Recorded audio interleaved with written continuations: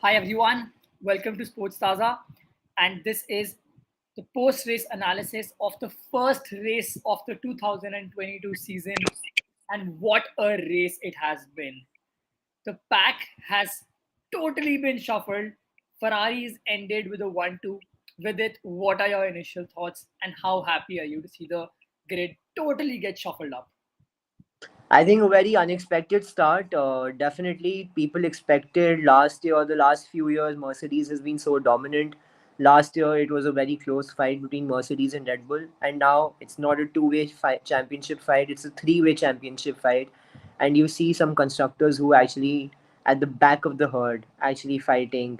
Some newcomers, first time in the grid, getting points, and a lot of engine failures for the top two teams. I think Mercedes, all the constructors using Mercedes engines, all the two constructors using Red Bull or Honda engines, surely a worry sign for them. And Ferrari and Charles will be the happiest start for Charles. I would say nothing could be better than he got a pole, he got a win, he got driver of the day, he got fastest lap.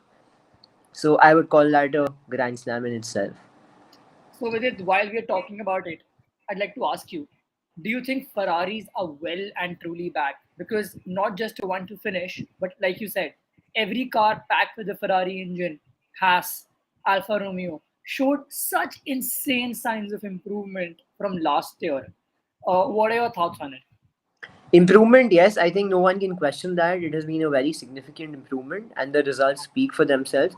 And Ferrari was strong right from the testing, right from the free practices, and they've won. So I wouldn't say they're truly back. I'm not saying they're the championship winning car, but at least they're giving a fight, which is in itself very, very good. And if it's a three corner fight, but I expect Mercedes and Red Bull to bounce back very, very quickly from this. Yeah, Like I they'll be mean, analyzing all their teams, engine, the chassis, all these data will be going, and they will be, because you saw Mercedes without side pods, still they were having a lot of porpoising issues.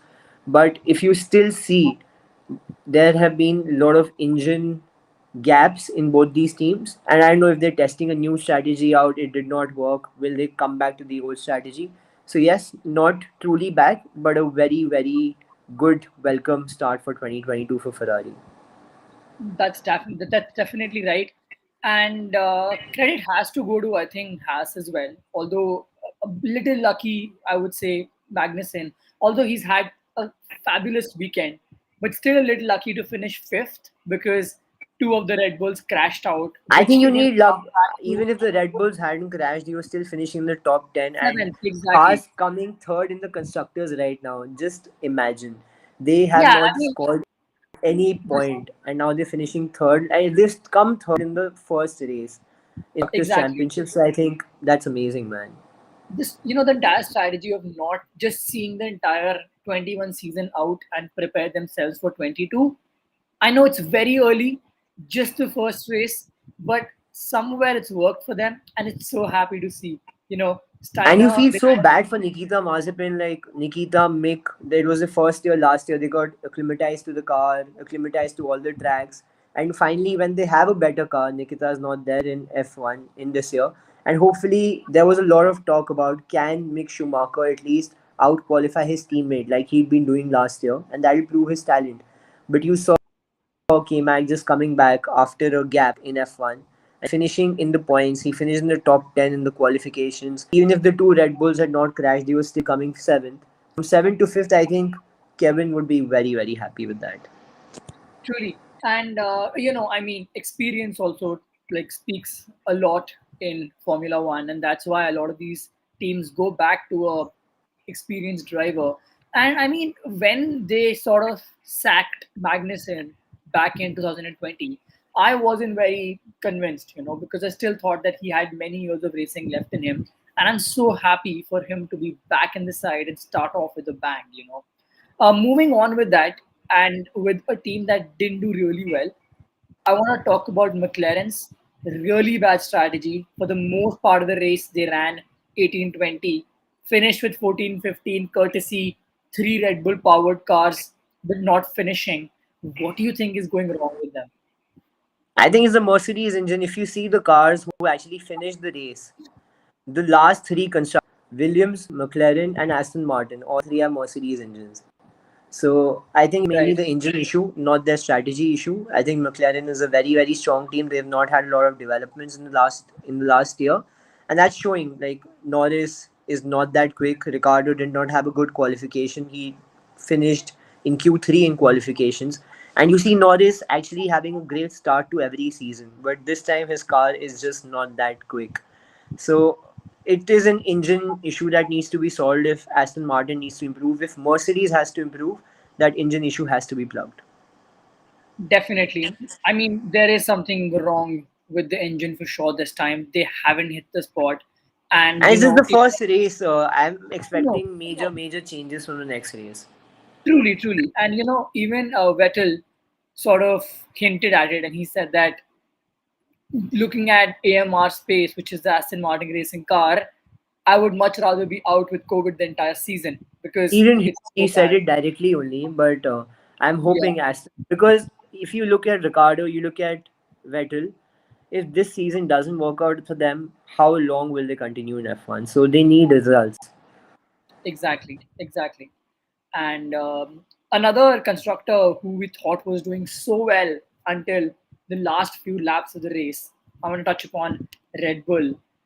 Very similar start to the one they had in 2020 when both the cars finished like that. Max couldn't find power back then. I remember the season started with Austrian Grand Prix and he had a did not finish in the first race. Albon spun out in that race. So they had a very similar start even this time around. And we saw the hint of that mechanical failure in Red Bull, even in the form of Gasly's car getting overheated and then catching fire. Yeah. Uh, what are your like some basic thoughts on it, and how strong do you think are they going to bounce back from this I setback? think these top two constructors are both struggling with engine issues. So Hamilton would be actually happy with the result, although Very he happy. was very pissed off. But when Verstappen crashed in the 53rd lap, he did not finish. Perez has been unlucky with lap 56 for a long time. And just one lap left, he was finishing in the top four very, very easily throughout the race. So it was always going to be Ferrari and Red Bull mix in a sandwich, and then comes the two Mercedes drivers. But I would say Russell and Hamilton would consider themselves very lucky, both in Very terms of individual points as well as constructors' points, because both their cars finished in the top four and both the Red Bull cars did not finish. But I feel Red Bull and Mercedes will bounce back very, very strongly from their engine issues. And I think Ferrari is off to a flyer. truly. So expect, I would want a three-cornered fight this time. I don't want it to be two-sided. A three-cornered fight is best for the sport. And to summarize for our viewers, here's what happened finally in the race. Leclerc and Sainz finished 1 and 2 with Hamilton number 3. Russell finished 4th. Magnussen with Haas finished at 5th. Bottas in an Alfa Romeo. In fact, both the Alfa Romeos finished in points with Bottas in number 6. Zhu in his first ever debut F1 race got himself on points. Ocon P7. Sunoda, who was in points in Bahrain last time around, has found himself again in points, done one better. Last time finished ninth, this time he's eighth. And the season, Alonso finishing P9. With I that, just hope that, because last time Snowda in his first race scored points and then he had a very downhill season, not a great season. I hope the same thing doesn't happen with Zhu, because he's scored points in his first race. No one was actually giving his seat on merit. Everyone thought it's a paid seat. But Alfa Romeo has been strong. Bottas finishing P6, qualifying in the top six in itself was a huge achievement. So let's see. It's just the season start. Very exciting start for sure for all F1 fans. F1 is back. So all of us are very, very excited with what's more in store.